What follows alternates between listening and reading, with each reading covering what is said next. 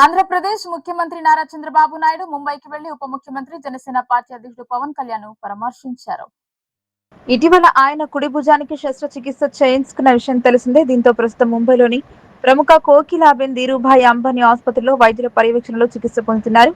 ఈ క్రమంలోనే ఆసుపత్రికి చేరుకున్న చంద్రబాబు నేరుగా పవన్ ను కలిసి ఆయన ఆరోగ్య పరిస్థితిని అడిగి తెలుసుకున్నారు. పవన్ తో కొంతసేపు ప్రత్యేకంగా మాట్లాడిన చంద్రబాబు వైద్యులు సూచించిన చికిత్స వివరాలను తెలుసుకున్నారు. శస్త్రచికిత్స విజయవంతంగా పూర్తయిందని వైద్యులు చెప్పడంతో ఆయన సంతోషం వ్యక్తం చేశారు. పవన్ పూర్తిగా కోలుకుని త్వరలోనే ప్రజాసేవలోకి తిరిగి రావాలని ఆకాంక్షించారు. అయితే చాలా కాలంగా పవన్ కళ్యాణ్ కుడి భుజం నొప్పితో బాధపడుతున్నట్లు సమాచారం. గతంలో సినిమా షూటింగ్ల సమయంలో ఏర్పడిన గాయాల ప్రభావం కారణంగా ఈ సమస్య మరింత తీవ్రమైందని ఇటీవల ఆయనే స్వయంగా చెప్పుకొచ్చారు.